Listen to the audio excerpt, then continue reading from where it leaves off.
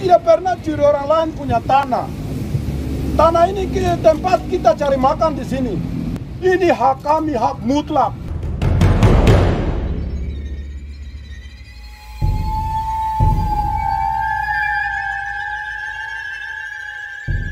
Di tengah maraknya kampanye All Eyes on Rafa, tagar dan poster hitam putih bertuliskan All Eyes on Papua juga turut memenuhi laman media sosial sejak akhir Mei 2024.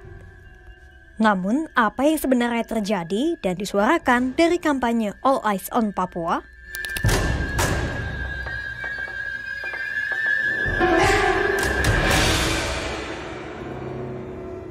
Kampanye All Eyes on Papua adalah bentuk dari dukungan atas perjuangan dua suku adat Papua, yaitu suku Awiyu dan suku Moy yang tengah berusaha menyelamatkan hutan adat mereka dari ekspansi perusahaan sawit.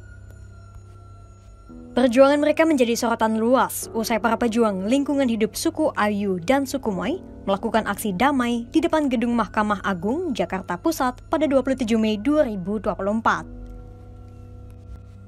Dalam aksi damai itu, mereka mengenakan busana adat khas suku masing-masing dan menggelar doa serta ritual adat di depan kantor lembaga peradilan tertinggi tersebut.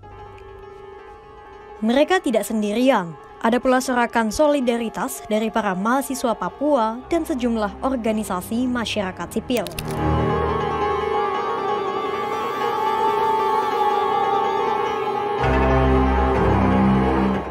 Baik suku Awiyu di Bavendigol, Papua Selatan maupun suku Moy di Sorong, Papua Barat Daya, keduanya tengah melawan oligarki sawit.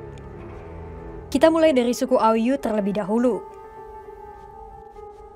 Seorang pejuang lingkungan hidup suku Awiyu, Hendrikus Woro, telah melalui berbagai proses hukum melawan pemerintah dan perusahaan sawit. Mulanya, Hendrikus Woro menggugat pemerintah Provinsi Papua yang telah mengeluarkan izin kelayakan lingkungan hidup untuk PT Indo Asiana Lestari atau PT IAL. Izin lingkungan hidup seluas 36.094 hektar dikantongi oleh PT IAL atas hutan adat Marga Woro. Jika dibandingkan, hutan yang tengah diperjuangkan Woro demi sukunya itu seluas lebih dari setengah luas DKI Jakarta. Sayangnya, gugatan Hendrikus Woro itu kandas di pengadilan tingkat pertama dan kedua. Kini, kasasi Mahkamah Agung adalah harapan yang tersisa untuk mempertahankan hutan adat yang telah menjadi warisan leluhurnya. Tak hanya melawan PT IAL, suku Awiyu juga harus melawan oligarki sawit yang terdiri atas 7 perusahaan sawit lain. 7 perusahaan itu adalah PT MJR, PT KCP, PT GKM, PT ESK, PT TKU, PT MSM, dan PT NUM. Ketujuh perusahaan itu membuat proyek bertajuk Tanah Merah yang bertujuan untuk mengkonversi hutan adat suku Awiyu menjadi perkebunan kelapa sawit terbesar di Indonesia.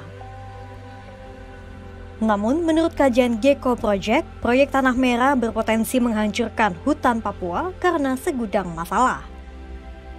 Mulai dari nihilnya analisis dampak lingkungan atau AMDAL, pemalsuan tanda tangan pejabat, sampai tidak adanya persetujuan dari masyarakat lokal. Kini kita berpindah pada subsuku Moy Sigin.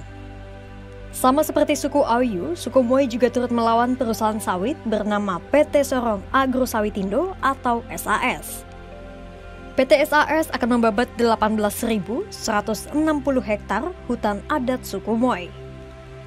PT SAS sebenarnya memiliki konsesi seluas 40.000 hektar hutan di Sorong. Tapi pada 2022, izin pelepasan kawasan hutan perusahaan itu dicabut pemerintah pusat. Tak hanya itu, izin usaha PT SAS pun turut dicabut. Dalam persidangan di PT UN Jakarta, PT SAS yang menggugat pemerintah berhadapan dengan suku Moy yang mengajukan diri sebagai tergugat intervensi pada Desember 2023. Namun, usaha suku Moy kandas di persidangan itu dan harus mengajukan kasasi ke MA pada 3 Mei 2024.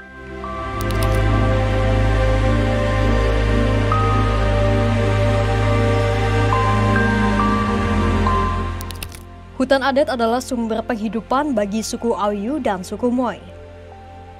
Kedua suku itu memenuhi kebutuhan pangan, air, obat-obatan, dan budaya lewat hutan adat mereka. Tak hanya menjadi rumah bagi suku adat Papua, hutan itu juga menjadi habitat flora dan fauna endemik Papua dan penyimpan cadangan karbon dalam jumlah besar.